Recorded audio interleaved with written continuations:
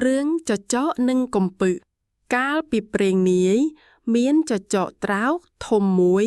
ដល់ខែលំហើយវាដើររកត្រពាំងបឹងបួដែលរីងទឹកដើម្បីចាប់ត្រីស៊ីលុះទៅដល់ត្រពាំងមួយរីងទឹកអស់នៅតែប្រឡងមួយឃើញសុទ្ធតែផកមានត្រីកំពឹសបង្កងក្តាមជាច្រើនណាស់ចចកឃើញហើយមានចិត្តត្រេកររីករាយគិតថាថ្ងៃនេះអញមានលៀបធំណាស់ជាលៀបចម្លែកជាងសពថ្ងៃឯកំពឹសមានប្រាជ្ញាឮចចកថាដូចនោះហើយ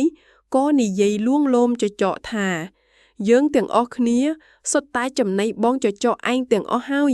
ប៉ុន្តែយើងប្រឡាក់ភក់ណាស់បងឯងស៊ីយើងទាំងភក់ដូច្នេះមិនឆ្ងាញ់ពិសាទេចចកឆ្លើយថា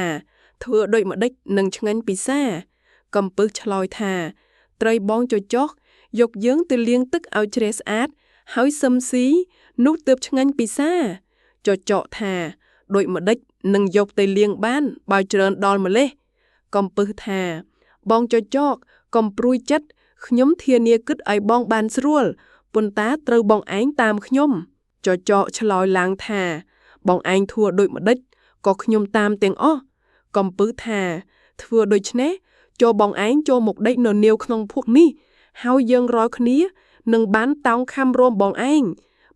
នាំយើងទៅរកស្ទឹងបឹងបួឯណាដែលមានទឹកថ្លាច្រើនបងឯងលាងយើងឲ្យស្អាតហើយសឹមបងឯងស៊ីឆ្ងាញ់ពិសាតាមចិត្តចកចចកជាសត្វលោភហើយល្ងងក៏ធ្វើតាមពាក្យកំពឹសនឹងត្រីក៏បបួលគ្នាតោងរោមចចកទៅលុះទៅដល់បឹងមួយធំវែងមានទឹកថ្លាល្អចចកដើរចុះទៅក្នុងទឹកអស់ត្រីកំពឹសលោតទៅក្នុងទឹកហើយប្រាប់ថាបងចចកឯងទៅជញ្ជូនមកឲ្យអស់សិនសឹមមកស៊ីឲ្យឆ្អែតតែម្ដងយើងនៅចាំបងនៅទីនេះចចកក៏ទៅជញ្ជូនត្រីនិងកំពឹសមកលុះត្រាតែអស់ពីត្រពាំងនោះពុះត្រីកំពឹសក្តាមខ្យងដឹងថាចចកជញ្ជូនអស់ហើយក៏នាំគ្នាមុជក្នុងទឹកបាត់អស់ទៅឯចចកដឹងថាកំពឹសបាញ់ឆោតដូចនោះហើយខឹងណាស់ដាវទៅបបួលអស់សត្វធំតូចដំរីរមាស់ខ្លាគ្រប់ភាសាសត្វទាំងពស់ថ្លាន់ពស់ធំពស់តូចទាំងសត្វហើគ្មានសេះសល់ដៅតិចបបួលគ្នាមកបាយទឹកបឹងនោះឲ្យរីងនិងបានចាប់ត្រីក្នុងបឹងនោះស៊ីឲ្យអស់បានឲ្យពស់ថ្លាន់ធ្វើជាដំណប់អស់សត្វឯទៀតក៏បបួលគ្នាបាច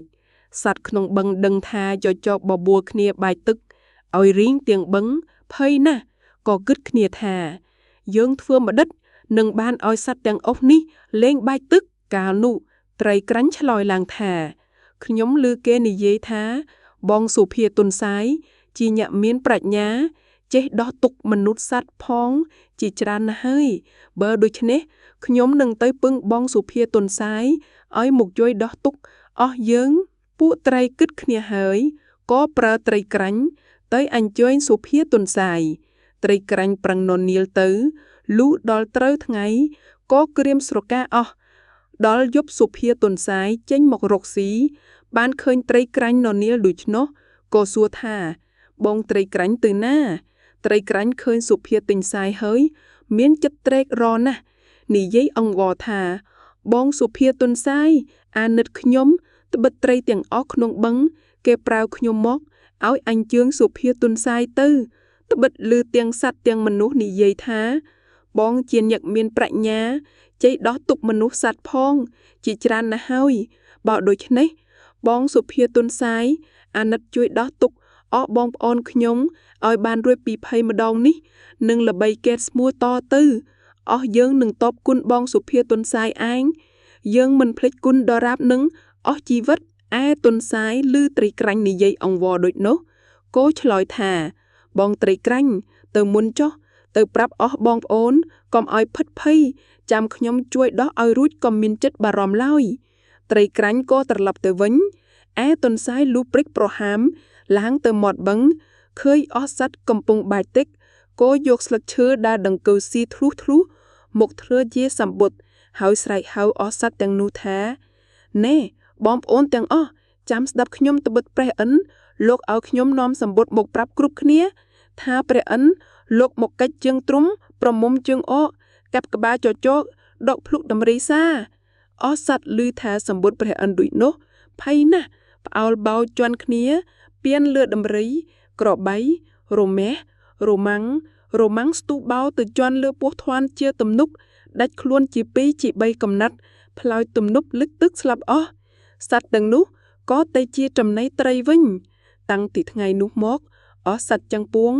កោតខ្លាយប្រាជ្ញាសុភាទុនសាយទុកសុភាទុនសាយជាគ្រូបាអាចារ្យទាំងអស់អណ្ដាតជាអាឌិកនឡងស្លាប់ផងរស់ផងពីព្រោះអណ្ដាត